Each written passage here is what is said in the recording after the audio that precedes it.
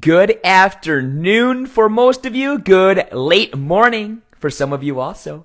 I am back with another full out chat. I am your host, Steve Solberg, and this week we are going to the world of the abilities cheer. I'm very excited to go into this world of cheerleading. It's something that I know a lot of us have heard about and seen, but don't really know the specifics of the growth of it, what it means to these awesome athletes, and also what it's been doing for the world of cheerleading. And my chat today with Lee Trudell, I'm very excited for. I've known Lee for years, and so I'm very excited to hear about how he got into the abilities cheer world. I know that it's not something that, again, a lot of us grow up going into or doing, but obviously it's something that's very special and very worthwhile and is awesome for everybody in that world. So, again, we're excited to have Lee Trudell today, the director of ParaCheer Spirit. And then tomorrow in our Coach's Corner chat, we're going to be having an awesome roundtable discussion about the abilities cheer division, what it means, and what the growth and the future of the abilities cheer world and division,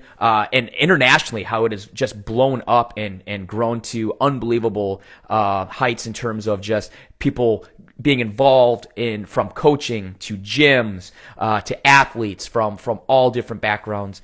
So very excited to again talk about the abilities cheer division and the growth of that.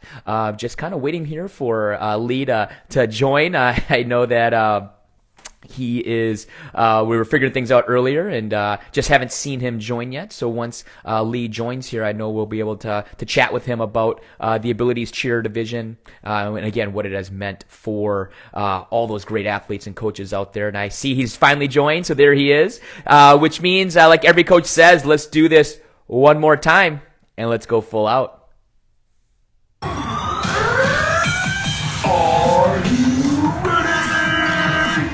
Out chats. Do you know what time it is? S-U-L-L-O-U-P. We got control, we got the right, we got the vision, you lose the sight. We will never stop, but we got the drop, yeah. What time is it? Full out. We're live in 5, 6, 7, 8. And with the music, that means we are full out. And let me bring Lee Trudell.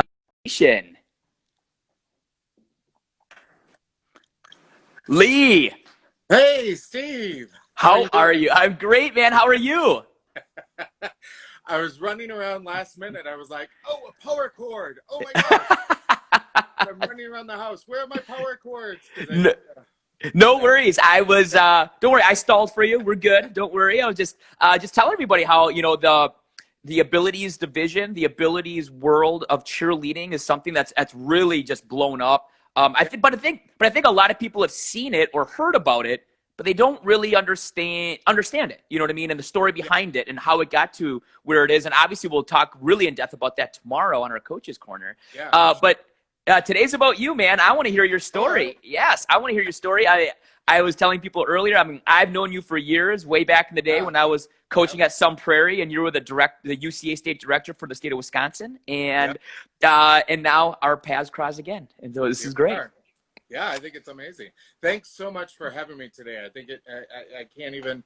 I'm humbled and honored to be on the chat right now. This is really great to get the message out, and if you want to talk about me a little bit, we can do that too. No, I no, and really that's what it's for, man. This whole journey has been awesome. I've heard so many great stories from a lot of people in the industry, and it's just, like I said, it's just everybody's got a story that I just don't think a lot of us know about, and I'm really interested to hear yours because, like I said, I know that you cheered at Wisconsin, Milwaukee. We'll talk about that, and again, I know you through UCA. But really, I don't know your story, so I'm excited. So like I ask everybody, kind of let's just start from the beginning. Where did you grow up? Did you play any other sports as a kid? Kind of what was your background there? And then, like I ask everybody, how did you get into the crazy world of cheerleading? Crazy world. I'm crazy. That's what happened. I think we all are. So I'm from Wisconsin. I was born in Sheboygan. I grew up in northern Wisconsin, right at the top where Upper Michigan is. So I, grew up in the woods, right on the river. It was amazing childhood. Went to school at Sheboygan North, Okay. which was great. I always, work was always something for me to do. So I started work early at like 14. I was, driving to McDonald's to my, my first job there. And I guess that's, I was in theater, I was in swing choir. I liked being outgoing with groups of people. And I think that's where it started. Some of my friends were on the pom team, some were on the cheer team, and just was hanging out with them and started working stuff. And I was like, I kind of like this. Mm-hmm. I kind of like this. And so I was supposed to go to Wisconsin to college, and Mom thought it was a little bit too big of a school for me to go to, which I actually appreciate a lot, because I first went to UW Oshkosh.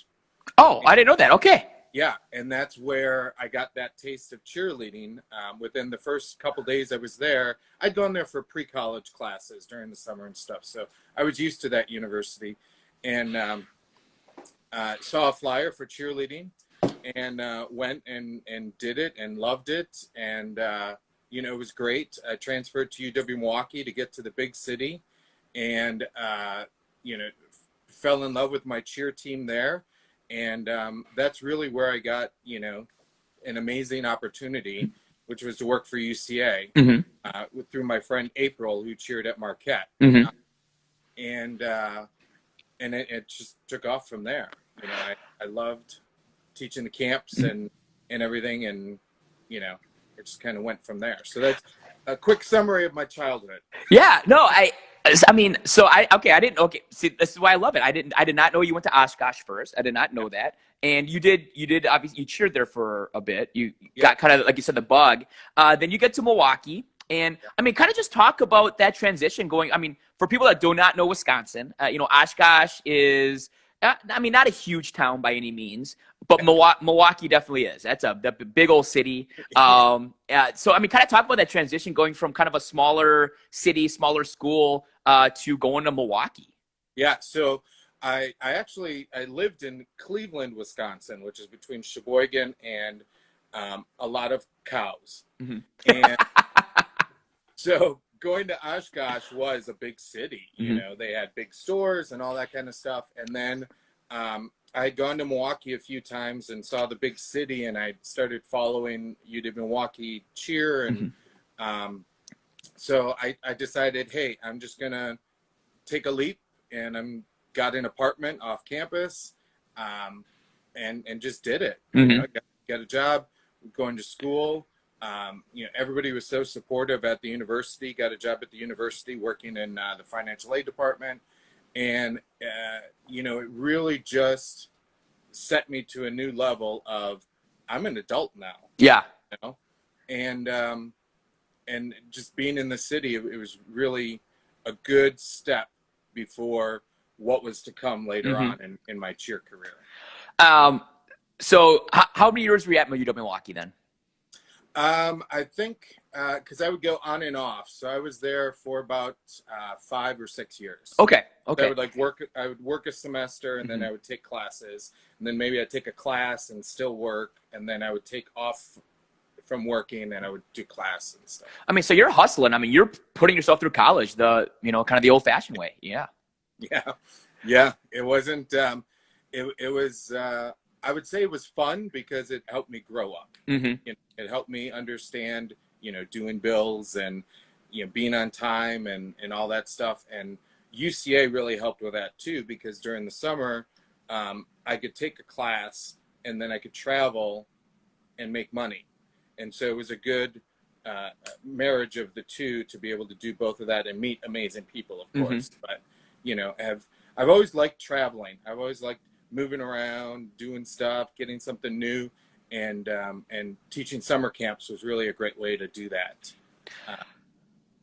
And before we move on to the UCA part of your life, I mean, you sent me some great pictures. So we got to show these. I mean that first of all, that is old school. That is a perfect diamond head. I mean, that is how it should be right there. Top of the pyramid. I mean, and also old school are those awesome shorts. obviously. Like, got to be rocking the short shorts back in the back in the day for cheerleading. I mean, talk about your experience of, like, cheering at UW Milwaukee, cheering the basketball games there, and just your overall experience being a cheerleader for Milwaukee. Yeah, we had amazing fans. We had really great fans. We did play off campus, so that was fun. Going to those games. Was that did you guys play at the old Bradley Center then, or? What was the Mecca? The Mecca, yeah. Okay, yeah. Mm-hmm. Yeah, so before the Bradley Center was even built. Mm-hmm. It was just a great experience to be in front of all those people, to have that energy, to have that responsibility to, cheer on the team, and to be able to work on, some really fun skills as well, and really understand what cheerleading was. Of course, going to camp was beyond, everything. With like Lacey Taylor was one of our instructors, who's now Nossinger. She was amazing. And Lori Bailey, who I think it's Lori Crow now, she was, these old school staff who really helped you understand what cheerleading was as a team. Mm-hmm. And because we weren't the greatest. We had a lot of fun, a lot of fun. But we weren't, one of those big schools with big skills and everything. So we worked at our level, and that's where we really bonded, mm-hmm. and understood how to have fun and how to work hard. Mm-hmm. I mean, I one of my earlier guests, I had Pat Wedge on. And legend. I mean, legend. And I mean, the best part about having these great old school people are some of the pictures, because, like, this is stuff you can't do anymore on the hardwood. I mean, this is no front spot, kind of a guy spotting on the side, kind of, but like, I mean, the stuff that old school people did, I mean, when you really think about it, was crazy. I mean, just absolutely crazy. There really is just one guy behind that top girl. Yeah. Sherry, waiting to catch her, and then you see the other top girl ready to go up and do something else. Yeah. And then, it was, but hey, it was great for us. Yeah. Everybody was involved, and I call it the Wild Wild West of cheerleading, when there was, like, no rules, basically. Well, I mean, if you can imagine, I was like 7 sizes smaller. I was thinner then. And I would go up in basket tosses and flip and just land on the ground. Land on the court. That's, I mean, just what we did. We didn't know. Were you guys self-coached? Did you guys have a coach or not? We did. It was a volunteer coach. Mm-hmm. She was actually from Purdue, I think. First that I had. Mm-hmm. And a great lady. But we were all learning the same way. It mm-hmm. wasn't like we had a really tough, experienced coach come in. So we would learn at camp, and then we would just go and do stuff, and we're like, hey, let's try this. The mm-hmm. crowd will like it. All right. And that was actually my next question. I mean, at Milwaukee, did you guys attend UCA camp? Were you guys going to camp and at least being exposed to, other cheerleading and then everybody around the country and things? Yep. Mm-hmm. We were. And it really was great. Of course, we were off in a smaller group. But we liked our group. We had Green Bay and Oshkosh and Milwaukee, and I think Wisconsin was in a different group mm-hmm. with the Big Ten teams. But that was always the kickoff to the bonding, to in our hometown, and we stayed, in the dorms mm-hmm. like everybody else, and we ate in the cafeteria like everybody else. But we all lived off campus, so it was neat to still have the camp experience of coming to camp, staying on camp, having to be up, having a curfew, all the team gear and all that came along with going to camp. I was wondering if camp was at Milwaukee by then, or if it was still East 10. So, okay. So you guys were having camp at UW Milwaukee. Yeah. So like you said, you cheer at Milwaukee, you're having a great time, really getting exposed to the world of cheerleading. And then, like you said, you were, basically kind of recruited by a friend to kind of look into UCA staff. And so kind of talk about that, maybe your first tryout or kind of your first experience, going to become a UCA staff member. Extremely intimidating. Like beyond, like trying out for a college team, doing the college essays, applying for a job, not a problem. Trying out for UCA staff, wow, that was intimidating. And it was in Chicago, where I live now. It was at Loyola University, and the only person I knew was my friend April from Marquette. Yep. And we came down, and everybody else seemed to know each other. Yeah. At least that was the feeling. Like, everybody else knew each other, and I was just, this one skinny guy coming in. I wasn't, a great tumbler. I wasn't a great stunter, but I had this passion for cheer, and I was really, really excited about working for this company. I was a little bit older, and I had an amazing opportunity. So I have to thank so many, Carl Olson, Becky Sullivan, who was Becky Rona at the time, and Greg Nimick were the three who really gave me an opportunity. And there they are. Yeah, I was about to say, I bet you these are the people. Yep. Yep. That was from college camp last year, I think, who gave me that opportunity to, to teach and take a chance on me that I would do well. And, we're still friends after all these years. The UCA staff that I worked with, we always became lifelong friends, everybody who joined. But yeah, so the tryout went, it must have went good. I got the job. Must have went well. I got the job, and I immediately, because I was a little bit older, got to start traveling. So I went down to Oklahoma, and I would go up to Michigan, and I would do some of the long drives. I had a car. I could check into a hotel. I was a little bit more being able to be more responsible through through tasks that they needed to be done. Carl, I mean, he's a Wisconsinite also. He's from Wisconsin. He's a Badger. Me and him, every time we see each other, we give each other the Wisconsin chainsaw. And his stories from back in the day were just I don't know if we'll ever tell them on here, but they were unbelievable stories. And then Greg Nimick, who's Spirit coordinator, head coach at Iowa's, unbelievable guy, just a great guy. I mean, he's been involved with UCA for years, and just two great people. And like you said, and the great thing about it is just still connected today. And that's just kind of what's really cool about our world. So you make UCA staff, and I mean, first of all, what were you studying at Milwaukee? What was the original plan before you found out that cheerleading is going to be your life? So the original plan that I was going to go to school for fitness and anatomy and kind of physiology, and that was the plan. And I found that with working and cheering and all that it wasn't quite my passion. It wasn't quite what I wanted to do. And so then I thought, accounting, that could be fun. I love numbers. I love money. And I found out that really wasn't it either. And I ended up on marketing. Okay. And, that kind of went well with being outgoing and cheering and all that kind of stuff, and doing marketing and looking at the different aspects of a product and stuff like that. So that's what I ended up doing. Okay. And that was your degree then? That was my degree, yeah. Okay.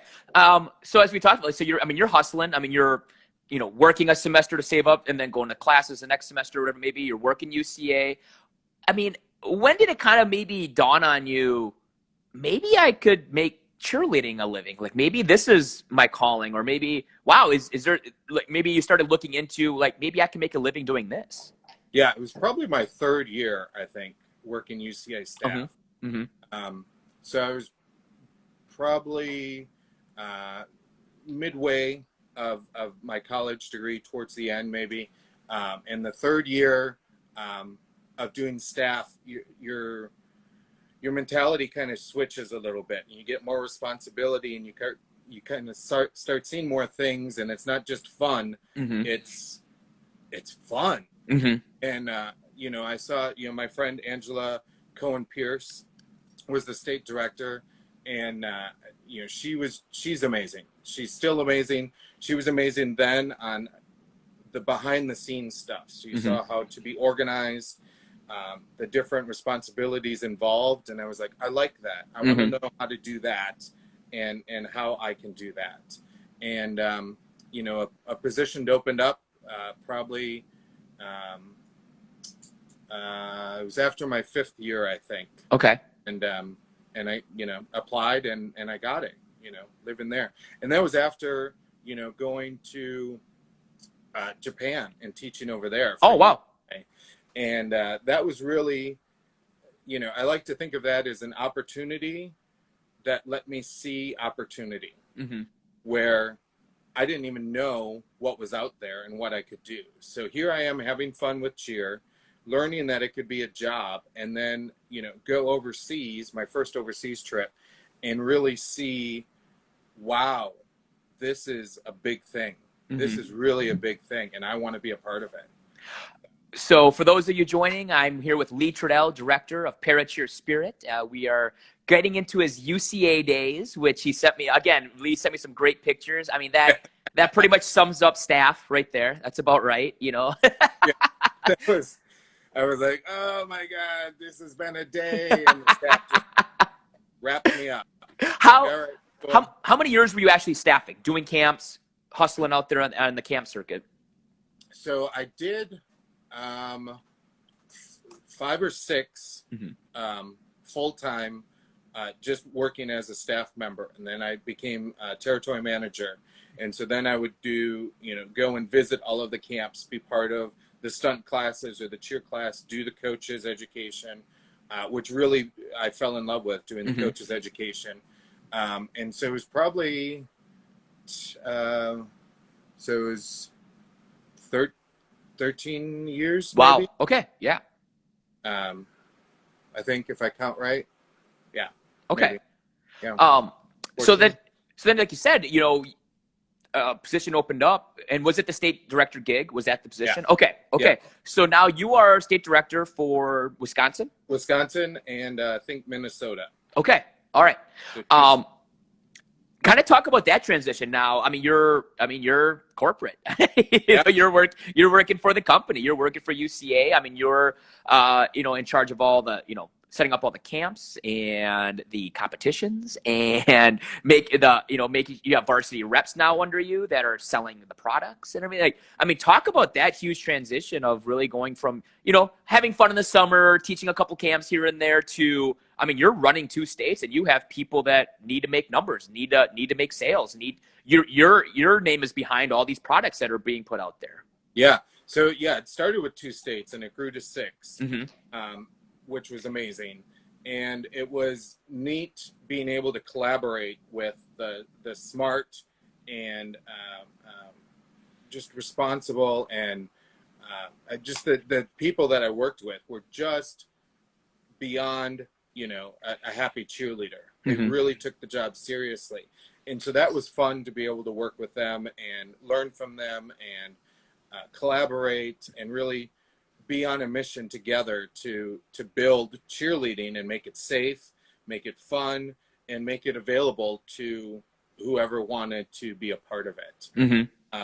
And then, we had the introduction of the competitions, which really grew a little bit more as I was in the job. Competition became more of a thing that cheerleaders did. All-Star became something. Coaches education really grew with ACA, with NFHS, with USASF credentialing, which I all became a part of because I loved that part of cheerleading. So it was more than just, doing a cheer, go blue, doing motions, doing an elevator. It really became, the whole body of what cheerleading is and what it needs to be. So, getting the right staff. So having a tryout, looking for the right staff, picking the right people that can work well together, teaching them, sometimes you have to teach them a different way than they're used to, and finding that ground that really works together, that really teamwork, that team building of having a good staff to work with you. The varsity reps were great to work with. They were kind of independent. They had their product they were selling, which was uniforms, and to work well with them on what the UCA camp was, because there wasn't a merger yet between UCA and NCA, was great. And they really got to understand what the product was that we were selling for UCA. And you just actually gave me my segue. I love talking to the people. I'm just calling the people, veteran people in the industry. I've talked to, like I said, I talked to Bill Boggs. He was a great interview. He's great. Awesome guy. I talked to Bill Patterson, another great guy. From Indiana. Yeah, from Indiana, great guy. I mean, he's a Hoosier through and through, no doubt. But the interesting thing is, like, people nowadays, like they weren't around, or they were like really little itty bitty kids. Some of them not even born yet when the merger happened. You know what I mean? Like, and that was big time. I mean, people kind of don't remember. It was a huge rivalry, UCA and NCA. Trying to get the best staff and put the best products out there. You had varsity uniforms versus CDT uniforms, and like you had all this stuff that people kind of forgot about. I mean, you were there. You were working for UCA. Kind of talk about the news when you heard that. Oh my goodness! Like UCA and NCA are merging. Like, well, how was that? It was weird. It was just to think about, because they were kind of, the other side was kind of the unknown, and I don't mean to say the other side, but that was, there were two really big camp products.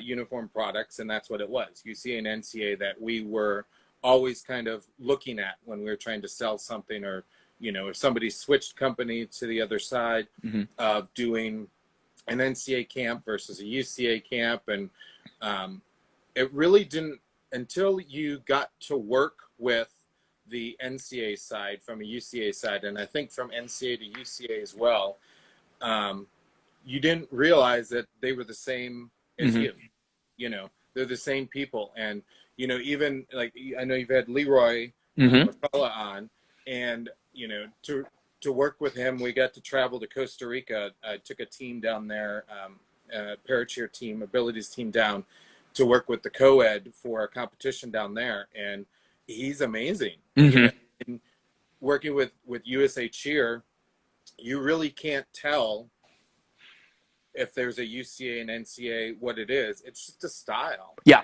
And so, after the merger happened, it was heartwarming to know, okay, we're just all working together, and you're just a different product, but the same product. And so we so how many years were you the state director position? I think 10. Okay. And what was your last year as that? I think it was 08. Okay. So we'll go to the next part of your journey here in a second. But, some of the great things about, as you talked about, just being involved with cheerleading and staff is the travel opportunities. I mean, you sent some great pictures here. Kind of talk about some of the trips that you've been able to take through staff. Obviously we'll talk about ParaCheer and Abilities Cheer and all the great opportunities you've had with travel there, but kind of just through staff and just through UCA, kind of the travel opportunities you've been able to have. So that's my friend Laura. Tower Bridge, Tower of London's right next door. That was such an amazing experience. So you think, I thought Japan was great. Japan was eye-opening. And then, that after that summer, that following New Year's holiday, I got to go to London.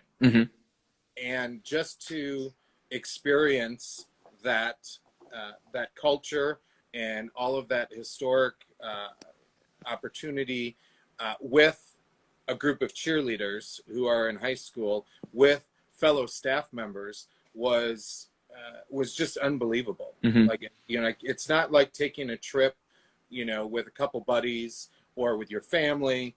I mean, this is really something, a life learning opportunity that we all get to go and do together and perform. And, they perform on New Year's Day. And it's all organized for you. So you can't do anything. Yeah. You kind of follow the leader and go where you're told and have that experience. It was great. It really led up to everything that I've kind of been able to do recently with that experience. And you said you were always, you enjoy traveling. It's something that's just been kind of in your blood. I didn't realize this was the traveling I was going to enjoy. But really, I would, move or this or that, or, go to visit my dad in Florida or whatever. It was leading up to this. I really believe that it was preparing me for something inside that gives me that opportunity to go international and really see different people and different things, and different foods and all that stuff that's involved. And I actually enjoy the plane rides. I can sleep like that. Oh, you're so lucky. Put the seatbelt on. I'm out. I can sleep for 6 hours. Maybe move a little bit, and it's great. So I must be meant to travel because I enjoy it. So we're here with Lee Trudell, director, ParaCheer Spirit. So like you said, you were state director through 2008, and then kind of talk about the next chapter of your life. So then I took a little time off. It was about a year that I took off. I was living in Chicago at the time, and I didn't know what was next. I didn't know what I wanted to do. Because cheer had been such a part of my life. Was it just time to take a break? You just kind of needed to take a breather? Yeah. And so I actually started working at a bar after about a year that I would frequent that did show tunes. So I'm a big show mo. I love, Broadway and the show tunes, and it's, singing along. It's really fun for me. It's a good outlet and another way to perform, I guess. And I liked that. So I tried a couple different things, couple different jobs. I would still judge. I would still go around and work with schools for, stunt technique or, any of that stuff. And so I stayed involved. I just didn't have that full-time job of, that paycheck going around. And so that went on for a while until about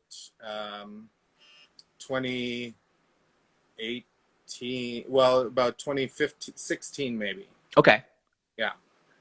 And then I stopped judging. I stopped doing everything. I just kind of took a break from everything. I think cheer was taking a little turn or making a new rise in something, and it just didn't fit in my schedule. So. I mean, I don't think people realize, I started cheering in 2000. It was my senior year of high school at Wisconsin Rapids Lincoln High School, if you remember Lincoln High School. Yeah. And then obviously I cheered at Wisconsin, and I am getting old, don't get me wrong, but just within 15 years, just the athleticism and the sport and just everything, the different, it's absolutely blown up. It's unbelievable how much it's blown up. So I don't blame you in terms of needing to take kind of a breather, get away from it a little bit, kind of reevaluate. So then my question is, how did you get roped back in? Because we all do eventually. Well, it's staying in touch with, the friends that I had for so long, talking with Carl Olson, with Becky, who's in Chicago here, and Greg and Angela, who has her own gymnastics facility in Freeport, Illinois. All the social media stuff, keeping in touch with my friends, and hey, do you want to judge this tryout? Hey, do you want to judge this competition or whatever? And hey, do you want to start something in Chicago, or what it was? And that ended up what it was going to be. I remember I brought you in one year to judge my competition at Purdue. I remember. Yes. Yeah. And so a picture you actually sent me, which I found very interesting, is you were a referee for Stunt. Yeah. So please talk about that. How involved were you with Stunt? Kind of, obviously, it's really blown up. Getting the recommendation for emerging sports status, which we did an episode on and talked to Louis about. Awesome opportunities. So exciting. So exciting. Yeah. So I did. I think I worked for Stunt for about 2 years as an official, and that was. So exciting to have cheer, the cheer skills that everybody looks at, and really should fine tune the progression that's needed for those skills and the safety that's needed to really do those skills well and learn properly, put into a game format. And so I really, really enjoyed that. I had the opportunity to travel a little bit. as Stunt was emerging, which was a lot of fun. And then it just didn't fit into my schedule. So I couldn't continue with it because it wasn't something I could continue to take off of work or, do. But I absolutely loved and still love Stunt and everything that it's grown into. Yeah. Super excited for the future of it. Hopefully it does get, full blown emerging sport status, and eventually, hopefully, sport, which would be, I don't think people realize, if you don't, please watch the episode previously when I had Louis Harris and we talked about Stunt getting that recommendation. I mean, if it becomes a full NCAA sport, I mean, the scholarship opportunities, just opportunities overall for female athletes is exactly. Its opportunities are just amazing, and we're all hopeful that it's going to happen because it isn't cheerleading. It's using those athletic skills in a head-to-head match, which is exciting.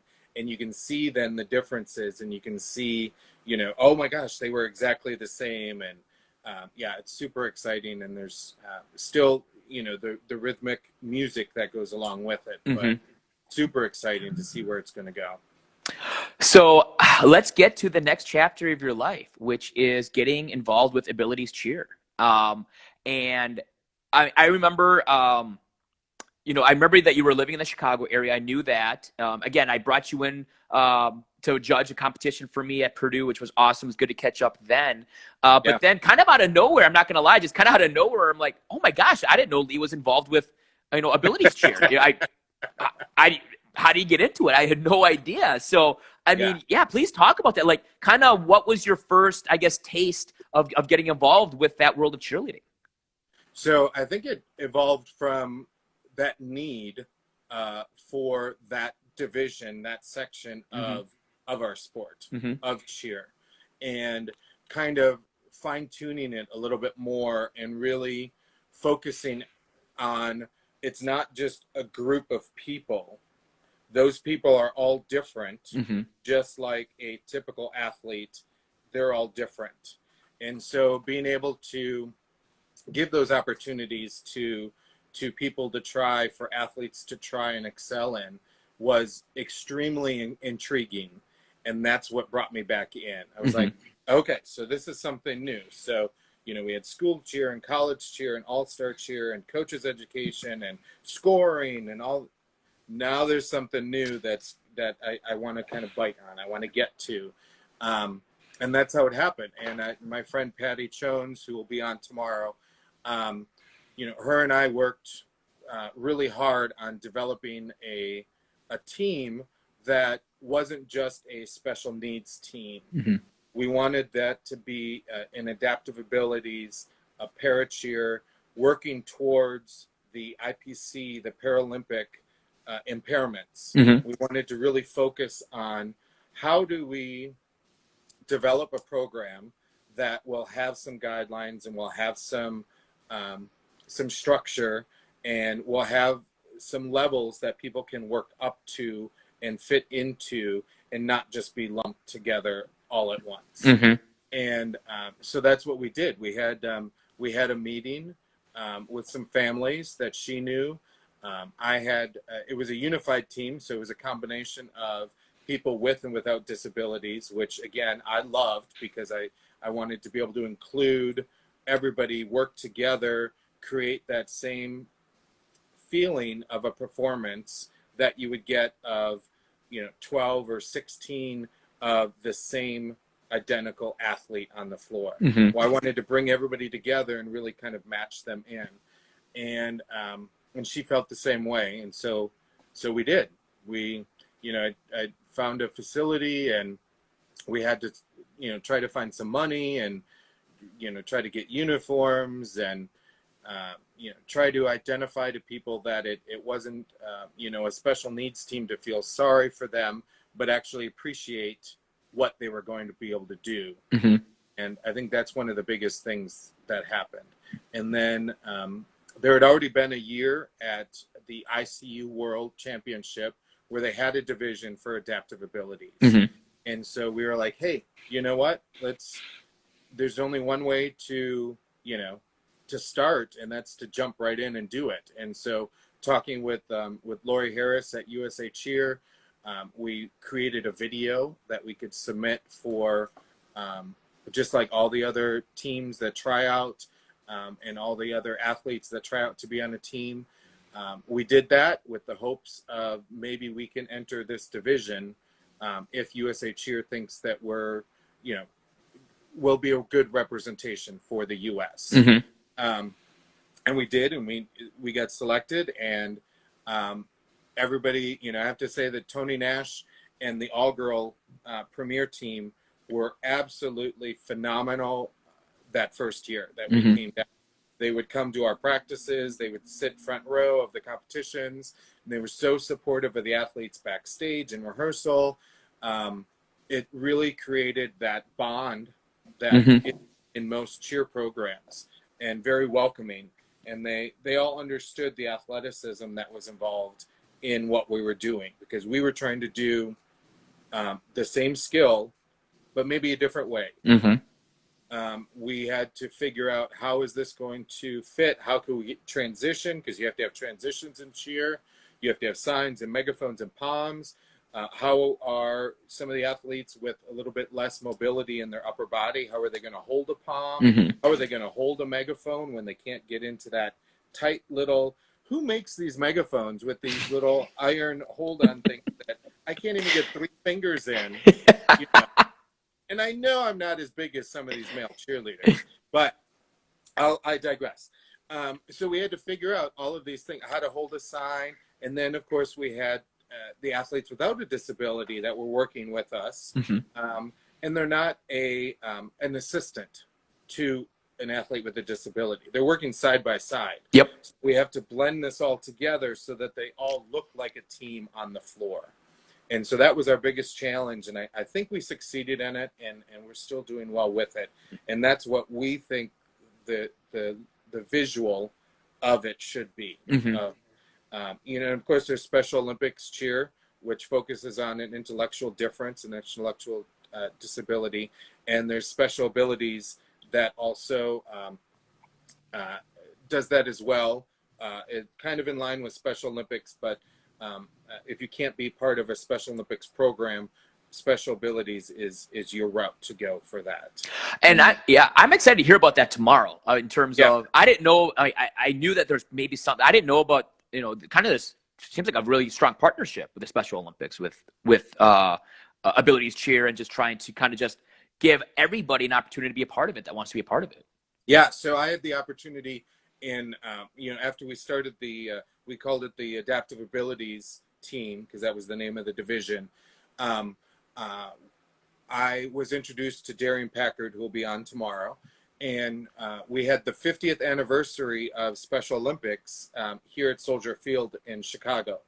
And I met with her, and she's absolutely amazing. Love her so much. She's become a great friend. And we put on a cheer demonstration with all the other sports. And that was a big thing to do for Special Olympics, because they weren't at that time considered one of their sports. They were just kind of supportive. And so that was really fun to bring all those teams in from across the country to perform and demonstrate what cheerleading is for them at the different levels that they're able to do. And then I had the opportunity, this picture is up, which I love this picture so much. It was an amazing opportunity. I got to travel again, which was so fun. This was in Abu Dhabi at the World Games for Special Olympics. And they actually, in the stadium, I think it was the final night that we were there, they announced cheerleading as one of their sports. Oh, very cool. Acknowledged it at this World Games, that from then on, cheerleading would be one of their sports. So they could do sideline cheer, which is a little bit more recreational, and then they could do competitive cheer as well. And so I put on, with Darian and Carl Olsen with the ICU, we put on a cheer competition demonstration here at these World Games during the basketball games. And that was just another unbelievable. I've been so blessed and so, to have all these opportunities and work with such amazing people. But yeah, that was so much fun to be in the Middle East in Abu Dhabi, right down from Dubai.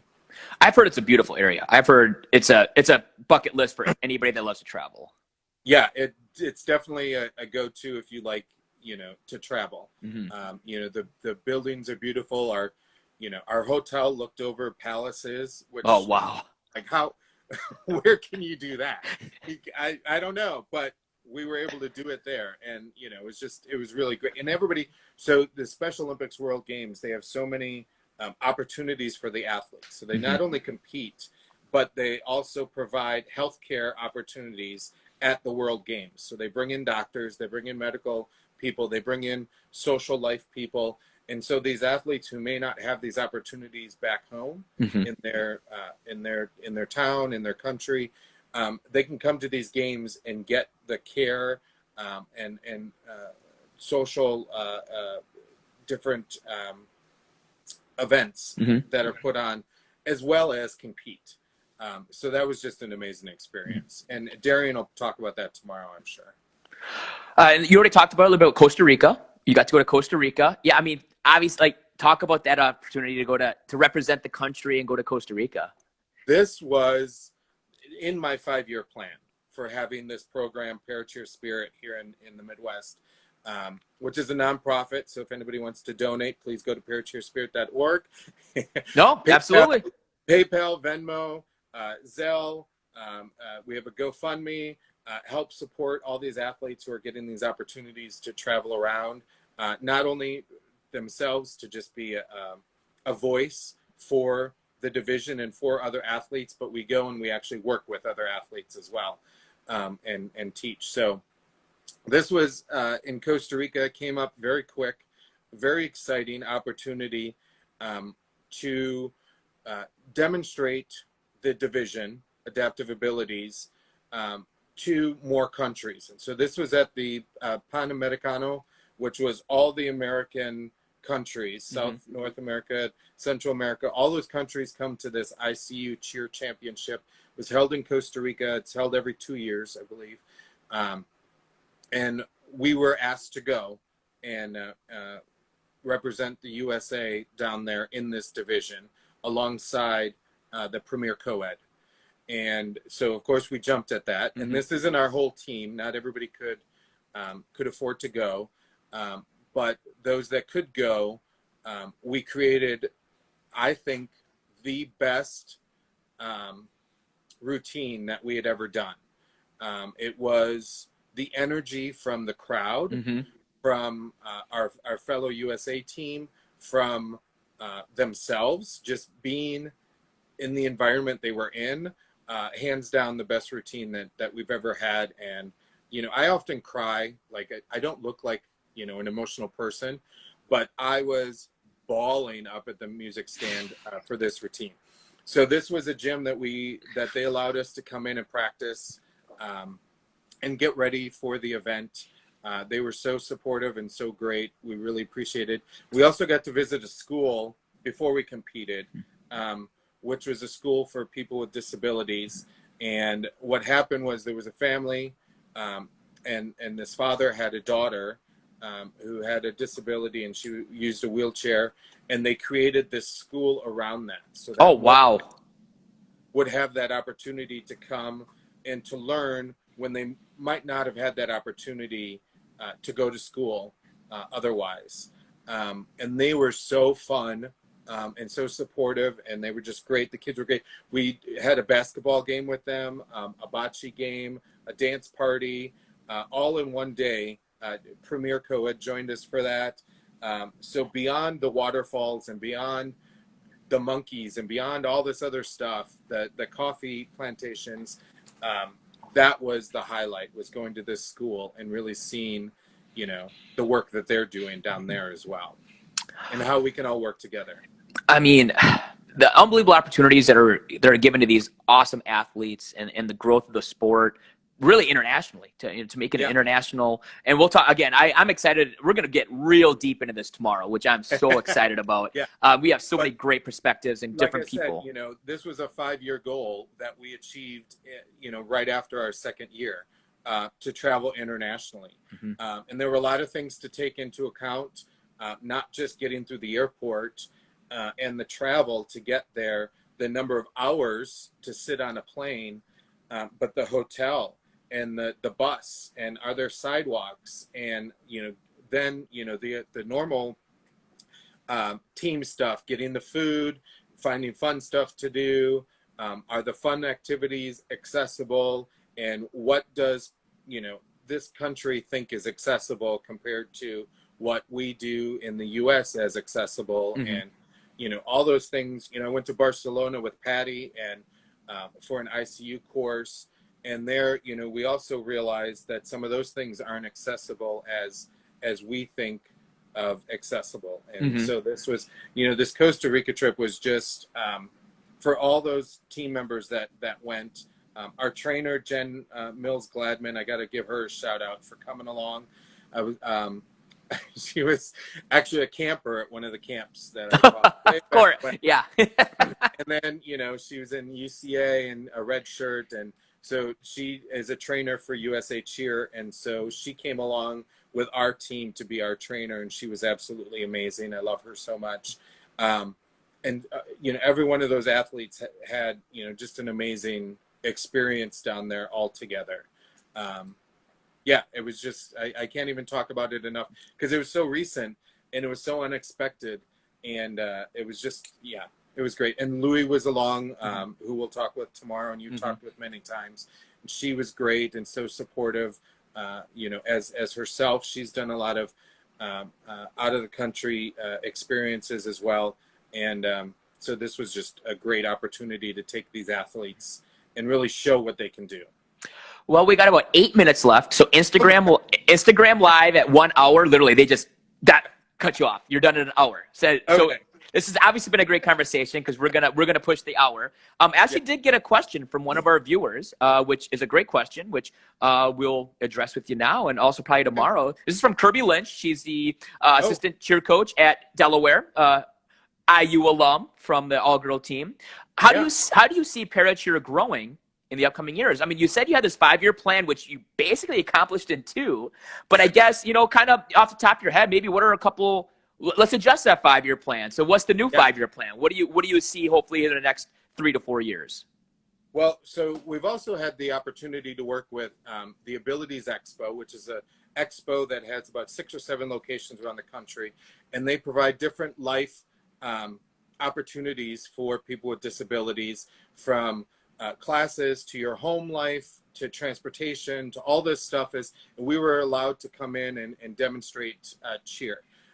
There's also Adaptive Sports USA, which is now Move United Sports. They merged with Disabled Sports USA, and we've had the opportunity to work with them, and we'll continue to work with them to identify all these athletes and really create more opportunities. So Kirby, I think it's going to explode. So if you have some time and you want to throw something else on your cheer wagon, definitely reach out to me, because we need people all across the country. Jen is a person who you'll talk with tomorrow in Angel City Sports, and she is working with us now, creating those opportunities, because I really think it's going to explode when people identify this is a physical disability, this is an intellectual, this is how they can work together, this is how they can work apart, these are the opportunities, these are the different levels, this is everything that they can do on a typical team, everything they can do as a unified team or a traditional team. This, oh my gosh, this picture, so this was another amazing opportunity we got to do at the UCA High School National Championship. I think it was the 40th anniversary. We came down and we demonstrated game day.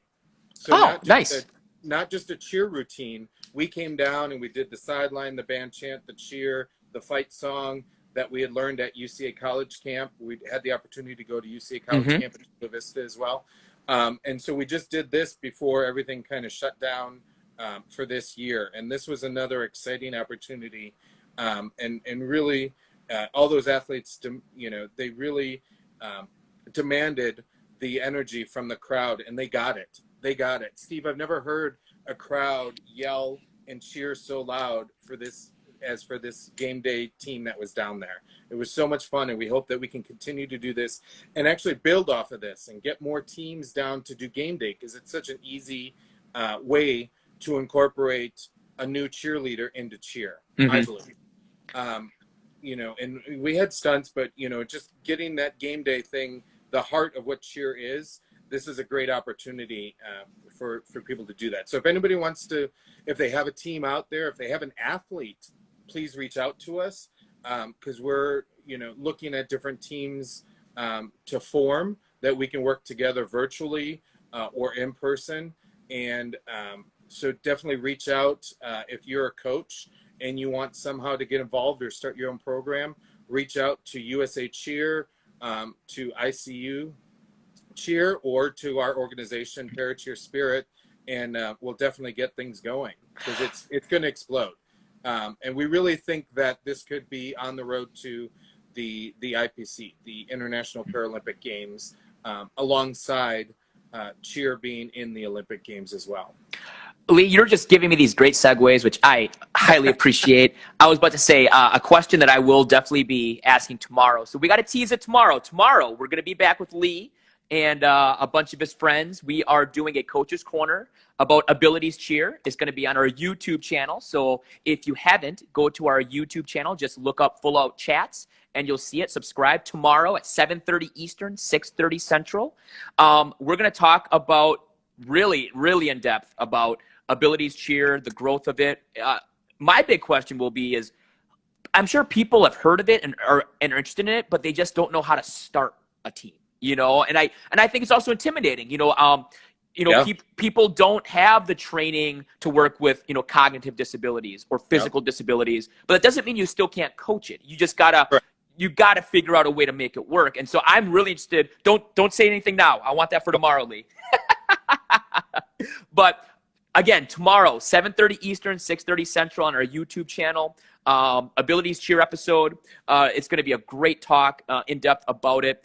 But my last question I ask all of my guests is, what is one piece of advice that you've received that still lives with you today? One piece of advice, either as a coach, as a leader, whatever it may be, that really has an impact on you and that you still live by today. Just do it. I love it. Just do it. Mm-hmm. Yeah. I mean, you don't know what you're missing out on until you try something. Mm-hmm. And you can think about it and delay it, but until you actually do it, you don't know what that's going to feel like and what you can accomplish, or the lives that you're going to touch, or the opportunities that you're going to open up. Mm-hmm. If I had been afraid to go to Japan, to get on a plane, to go international, I never would have had all these other opportunities that I have. And so just do it. Just jump in, and people don't like it, that's okay. If you didn't like it, that's okay. But you never know until you do. And again, the website was ParaCheerSpirit.org. Is that correct? Was that right? Yep. We'll definitely blast that out tomorrow. Again, if you're looking to make a donation or you want to help out this awesome not-for-profit cause, go to ParaCheerSpirit.org. Make a donation if you like to help these awesome athletes get these unbelievable opportunities. Everything helps. We do a lot on Instagram. Everything helps. So. And I'll blast it out on our Instagram also. Lee Trudell, I thank you, my friend. It's been a while since we've chatted, so I'm glad we got to do this here. And guess what? Twice in 1 week, I get to see you again tomorrow. I know. We'll catch up again tomorrow. See what's happened.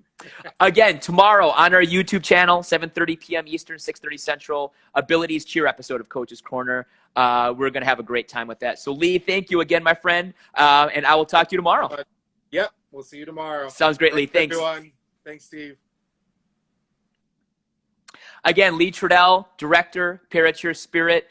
Great guy. I loved that story. But if you want to hear more about the awesome world of Abilities Cheer, tune in tomorrow again on our YouTube channel, 7:30 p.m. Eastern, 6:30 Central. Just look up Full Out Chats. We're going to have a great talk about the future and really the growth of Abilities Cheer and just the unbelievable opportunities it does for these awesome athletes. So again, I'm your host, Steve Solberg. Thank you for joining us today on our Full Out Chat. This will be a podcast later this week, and it'll also be posted on YouTube if you know of anybody that missed it and would like to watch it. So again, stay healthy, stay safe. Have a great day, everybody.